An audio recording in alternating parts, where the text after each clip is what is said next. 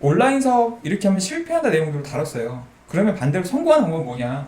온라인 아이템을 잘 선정했고 스마트 스토어를 잘한다고 해서 온라인 사업이 성공한다? 저는 그거는 아니라고 보는 거죠.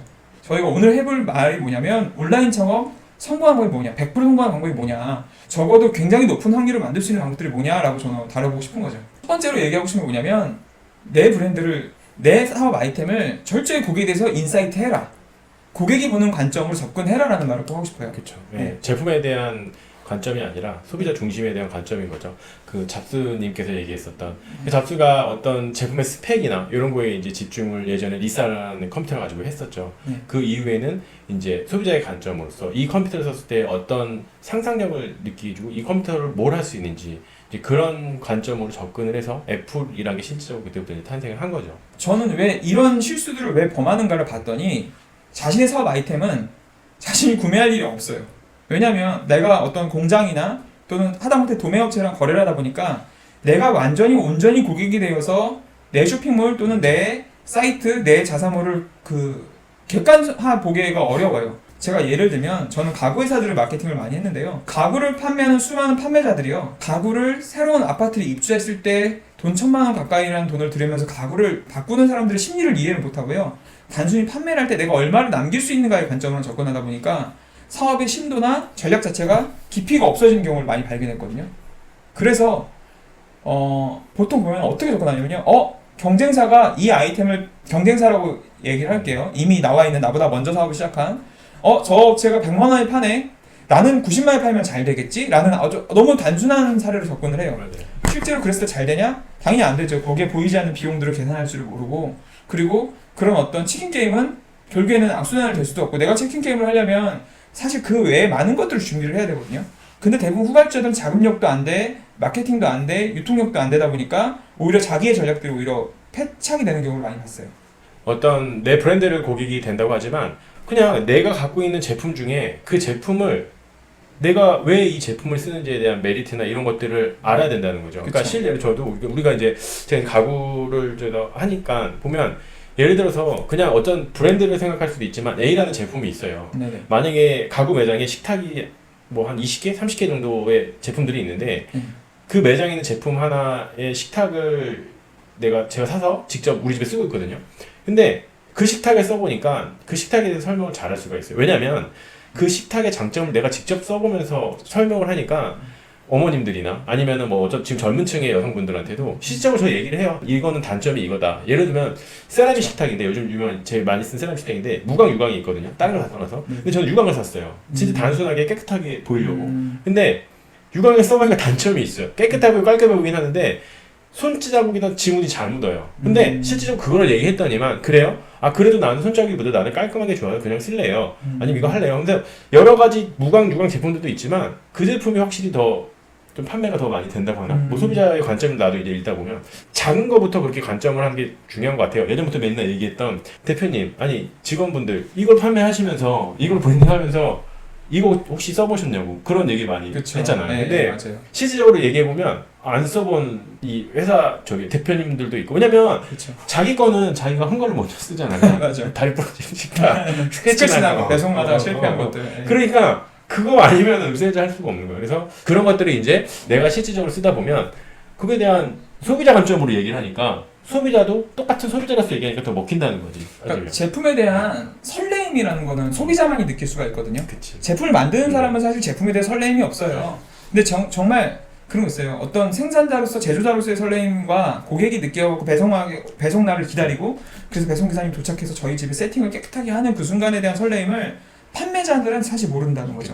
그리고 그 정도의 공감을 못하다 보니까 결국에는 판매자로서 판매하기 위한 전략들이 세워지니 사실은 좀 이렇게 말하면 좀 그런 유치해요. 네. 페이지나 광고 전략 자체 유치하고 저는 어떤 대표님이 했던 말 중에 되게 공감됐던 말씀이 있었는데 돈을 벌려고 하지 마라. 너가 좋은 것들을 만들면 돈은 벌어지는 거다라는 말씀을 저는 그거 굉장히 공감했거든요. 마케팅을 하면서도. 사실은 굉장히 기본적인 마인드 세팅 중에 하나라고 보는 거죠. 근데 많은 분들이 사업 아이템을 하면서 너무 당연한 얘기고 어찌면 사업 안 해보신 분들은 그 얘기를 당연한 얘기라고 생각할 수 있는데요. 사업을 하려고 욕심을 부리잖아요. 그리고 돈을 벌려고 하잖아요. 매출을 일으킨다, 성공한다 이런 액수적인 목표에 대한 그런 것들을 받아들이게 되면 사실은 욕심이 안 생길 수가 없어요. 그러면요, 이 기본적인 마인드조차도 자꾸 까먹어요. 나는 경쟁사보다 더 많이 남길 거야. 또는 많이 팔고 싶으면 싸게 팔 거야. 이런 유치한 전략으로 자꾸 기결되고 있는 상황이 되는 거죠. 마진에만 신경 쓰고. 그렇죠. 그래서 내가 완전히 고객이 돼서 경쟁사의 제품을 진짜 살 것처럼 해갖고 분석을 하지 않고요. 그냥 단순하게 얘네 사진 어디서 찍었네, 어느 스튜디오에서 찍었네, 어떤 모델을 찍었네, 얼마 줬네, 얼마에 파네, 굉장히 1차원적인 거를 인사이트라고 하고 접근을 하니까 그 경쟁사의 핵심 전략 자체를 이해를 못하는 경우가 많고, 그리고 흐지부지 되죠. 그래서 뭐가 나오냐면요, 나라도 본인이라도 안 살 것 같은 제품을 가격, 본인은 안 살 것 같은 디자인, 사진 퀄리티, 그런 아이템을 세팅을 하죠. 팔겠다고. 그러면서 그다음 뭐예요? 스마트스토어 상위 노출 전략을 짜요. 그렇죠. 지금 그거 할 때 아니고, 내가 돈이 많아서 안 팔릴 것 같은 아이템으로 네이버 파워링크에 1등을 띄우면 뭐합니까? 들어갔을 때 나갈 텐데. 지금 사실 첫 번째 단계는 뭐냐면, 내가 완전히 고객 돼서 나라면 그 제품을 사겠는가, 뭐 조금 유식한 말을 붙여서 포피 관점으로 이런 것들을, 내 제품을 정말 객관화시킬 수 있는가. 정리하자면 얻어 걸리는 매출 있잖아요. 지금 보니까 교육이나 여러 가지 정말 정말 다양한 현장에서 스마트스토어나 온라인을 교육하고 계시고 한두 개 팔려서 막 기뻐하시는 분들도 많은데, 저는 그분들의 꿈을 꺾고자 하는 게 아니고요, 소위 얻어 걸리는 매출로는 성장할 수가 없다는 거. 물론 천리길도 한 걸음부터긴 한데요, 결국에 우리가 천리길을 걷기 위해서는요, 그만한 전략과 그만한 어떤 준비가 필요하다는 거죠. 그러니까 얻어 걸리는 매출의 함정에 빠지면 안 돼요. 그렇죠. 계속 맞아요. 이게 그럼 계속 나라로 빠지거든요. 네네. 이게 맞는지 틀린지. 광고도 자신 있게 못 해요. 예. 그리고 뭔가를 계속 업데이트를 하는데 어떤 목표를 통해서 업데이트를 하는 게 아니라, 얘네 경쟁사 이렇게 하네, 우리도 이거 팔아야겠다. 그 주변에 와서 우리 B라는 아이템이 나왔대, 우리도 B 팔아야겠다. 뭐가 뭔지 모르게 바쁘고 뭐가 뭔지 모르게 매출이 나왔다 들어왔다 하면서 그 회사가 롱런을 할 수 있는 확률은 굉장히 적어진다는 맞아요. 거죠. 네. 그러니까 중요한 거는 주인공은요, 우리 회사 제품, 우리 회사 서비스가 아니라는 거죠. 주인공은 고객이에요. 우리가 그 고객한테 우리 제품과 우리 서비스가 어떤 걸 도울 수 있는지 생각을 한번 해보자는 거지. 그러니까 도울 수 있는지. 근데 문제는 뭐냐면, 자, 또 먼저 도우려고 그래. 좋아.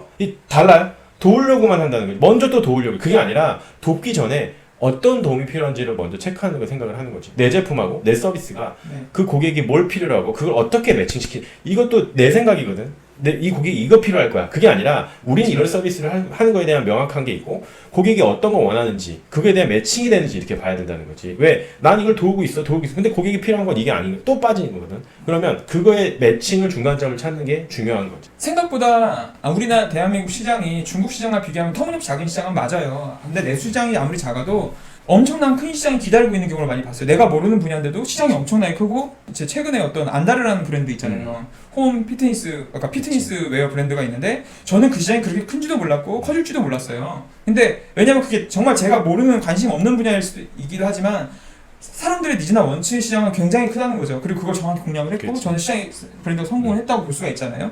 내가 준비하는 서비스, 내가 준비하는 아이템들이 어떤 사람들한테 제안을 했을 때 그 사람들이 좋아할 것이라는 것을 예상하고 설계해야 한다. 취향을 설계해야 한다는 거죠. 저는 그게 너무 중요하다고 생각이 듭니다. 그리고 두 번째, 제가 개인적으로 마케팅이나 브랜딩을 할 때 가장 염두하는 부분이에요. 자, 최소한의 인사이트가 끝났어요. 지금 방금 얘기한 거는 최소한의 과정이에요. 나라도 좋아할 것인가에 대한 거에 정의가 끝났으면 뭐가 넘어가냐면요, 스토리가 있는 브랜드로 포지셔닝 해라라는 말을 해요. 그러니까 포지셔닝이 왜 중요하냐? 자, 볼게요. 사례들을 제가 살펴볼게요. 전 최근에 펜트하우스에서 자코모란 브랜드가 있어요. 근데 우리 한번 입장 바꿔볼게요. 자코모란 회사가 돈이 없어서 침대 시장을 안 할까요? 거실장 시장을 안 할까요? 돈이 없어서 장롱을 안 할까요? 저는 이 회사의 브랜드 포지션을 정확히 이해하고 있기 때문에 소파를 집중을 했고, 사실 다운잉이라는 브랜드를 지금 역전한 상황이 나와버렸어요. 그렇죠. 굉장히 전통 브랜드인데도 불구하고. 그래서 이런 자코모 브랜드가 있고, 또 침대 회사 중에서는 제가 개인적으로 되게 좋아하는 되게 프리미엄 이미지가 들어가는 흔들리지 않는 편안함 시몬스라는 브랜드가 있어요. 이렇게 대형 회사로 그 성장한 브랜드 사례만 살펴봐도 사실 포지셔닝이 정확한 회사들은요, 어디를 쳐들어가야 될 것이고 어떻게 사업 계획을 짜야 할 것을 되게 분명히 스스로 정의할 수가 있어요. 물론 그 안에서 고민과 복잡성이 있겠죠. 그런데 왜 이런 얘기를 하냐면, 자, 생각해 볼게요. 우리 예전에 알고 있는 종합가구 브랜드들요, 다 어떻게 됐는지 아세요?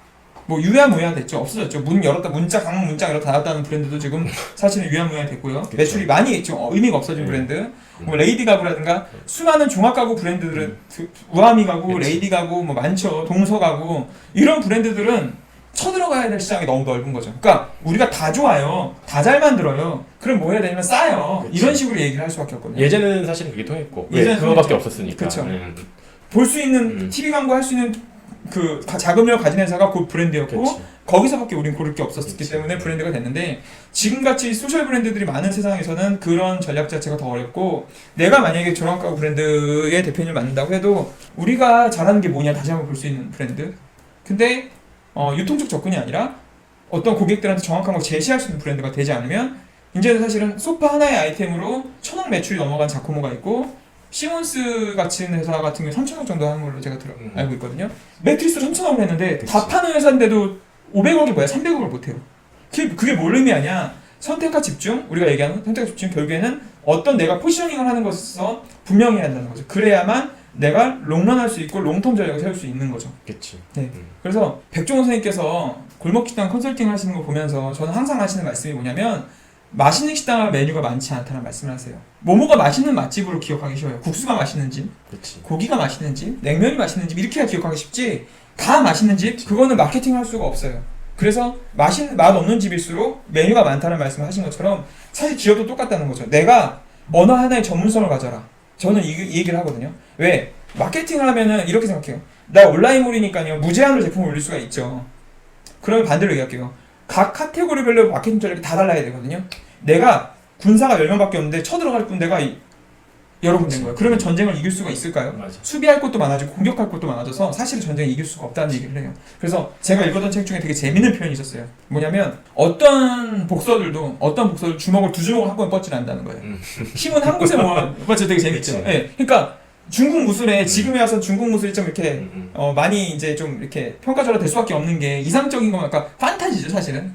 근데 거기 보면 중국 무술에 이런 무술 막 이런 거 있잖아요. 근데 그게 때리는 게 목적이 아니잖아요. 데미지를 상대방은 줄 수 있냐가 목적이잖아요. 사업도 똑같아요. 내가 아이템을 팔려고 하는 게 목적이 아니잖아요. 내가 이 아이템으로 시장에서 진입을 해서 성공하는 게 목적이잖아요. 그치. 그러면 마치 여러 가지 아이템을 한다는 건 마치 내가 저 복서로서 이런 주먹을 뻗는 거예요. 그치. 예.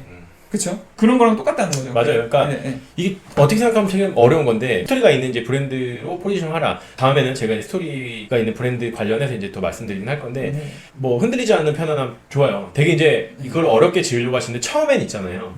어렵게 지으려고 하지 말고 내가 잠시 이제 오리고기를 먹었는데 예를 들어서 뭐뭐뭐 한 오리고기집, 뭐뭐뭐는 이 오리고기집. 그러니까 뭐뭐뭐를 한번 생각해봐요. 내 제품에, 내 서비스에, 내 브랜드에 앞에 그냥 뭐뭐뭐를 한번 넣는다고 해요. 그럼 몇 개 나오거든요. 그 몇 개 안 나오면 하지 말아야 되고 몇 개 나오는 것 같고 그거를 뭔가 조금 더 뭐 어떤 심플하게 아니면 요즘 어떤 단어와 요즘 어떤 트렌드에 맞춰서 바꾼다고 생각을 해요. 근데 그거 바꿀 생각하기 전에 뭐뭐뭐를 정립하고 뭐뭐뭐를 한번 생각을 해보세요. 알파고의 오리고기집. 그치. 알파 뭐 알파 나사의 철판을 써가지고 구운 고깃집일 수도 있고. 아 근데 별거 없어요. 숯불로 구운 오리고기. 자 오리고기집 많이 있어요. 근데 후라이팬 말고 숯불로 구우는 게 더 맛있을 수도 있으니까 이렇게 일단 접근하라는 거예요. 상상력을 만들잖아요. 숯불로 구우면 맛있을 것이다. 우리가 그렇지. 어떤 경험에 의해서 맞아요. 상상을 하잖아요. 네. 그러니까 숯불로 구우면 맛있을 것이다. 그렇죠. 그렇죠. 그 상상력을 자극하는 처음부터 또 상상력 하지 말고 그냥 뭐뭐뭐 놓고 아 이거면 이렇게 이 정도들을 한번 해봐요. 그리고 나 뭐뭐만 내가 오리고기집 하지만 나 뭐뭐만 오리집 가봤다. 1번부터 3번 있으면 그걸 한번 해봐요. 친구 누구한테. 그러니까 그렇게 얘기해야 우리가 말할 수 있어요. 야 너 저기 나 오리고기집 너 오리고기집 잘하는데 알아? 근데 야 거기는 있잖아 숯불로 구워서 맛있어갖고 가봐. 이렇게 얘기하는데 그냥 오리고기집 추천할 수 있어요. 아 거기 그 오리고기집 있는데 그냥 그런 오리고기집이야. 그거 맛있어. 맛있어라는 말로 어떻게 그걸 소개할 거예요? 그렇죠? 맛있었다는 건 너무 모호한데 근데 숯불로 구워서 맛있는 집이라고 했을 때 우리가 기억하기도 쉽고 말하기도 편하고 확산에 대한 파워가 생긴다는 거예요. 그렇기 때문에 스토리가 필요하다는 거. 중요한 건 처음부터 어렵게 안 해. 접근할 필요 없어요. 너무 어렵잖아요. 전달이 안 돼요. 공감도 안 되고. 그러니까 저는 그거에 굉장히 공감하는 게 뭐냐면 브랜드들이 처음에 말 때 막 되게 멋있으려고 그래요. 그렇지. 우리는 대기업 브랜드의 완성된 모습을 보고 자꾸 따라하려고 그래요. 마치 그거죠. 오늘 내 아이한테 영어 학원을 오늘 처음 보낸 날인데 얘한테 그 미국 대학교 커리큘럼을 준비하는 거랑 똑같은 거예요. 지금 얘한테 그거 할 때 아닌데 그치. 어차피 브랜드가 커지면 그럴 때 그런 게 필요한 게 알아서 온다고 생각하거든요. 근데 막 미리 막 멋있으려고 막 근데 그런 멋있는 이름 기억할 수 없어요. 그 재미가 없잖아요. 네, 재미도 없고. 아이 입장에 배우는 입장에서. 네네. 그러니까 좀 쉽게 일단은 접근해보는 걸로. 왜냐면요, 모든 우리가 주는 정보나 데이터들은요, 소비자가 그걸 이해하기 위해서 에너지를 써야 돼요. 아까 뭐라고 했어요? 주인공이 고객을 도우는 거라고 했잖아요. 근데 우리 회사의 서비스나 제품을 또 이해하라고 하는 거거든요. 그럼 소비자는 거기에 되게 이제 피곤해 한다는 거죠. 재미도 없고. 우리가 이미 이제는 익숙해졌죠. 갤럭시라는 폰 이름 전에 저는 삼성 갤럭시 폰이 처음 나왔을 때 그게 기억이 나요. 갤럭시 시계 있었던 거 알아요? 그 시기죠. 와 진짜요? 갤럭시라는 시계 브랜드가 있어요. 나는 그 이미지가 강했거든요. 근데 삼성이라는 우리나라 최고의 굴지역에서 광고를 했기 때문에 그 이미지가 덮어졌어요. 그러니까 우리가 어떤 예쁘고 멋있는 이름을 하려면 그만한 예산이 필요하다는 거죠. 그만한 예산이 없는데 와, 나 저거 멋있어 꽂혀서 그 이름을 만들면 그 이름이 가질 힘이 생각보다 없다는 거. 큰 회사들은 그거에 많은 예산까지 같이 책정하는 데 반해 스타트업이나 벤처들은 그런 예산이 없거든요. 그래서 예쁘고 멋있는 이름을 만들기보다 우리가 더 쉽게 기억할 수 있는 이름들을 만드는 게 성공할 확률이 높은 경우다. 그래서 보다 스토리가 있는 브랜드로 포지셔닝 해라. 이것이 우리가 사업을 성공할 때 아주 중요한 요소가 될 수가 있는 거죠.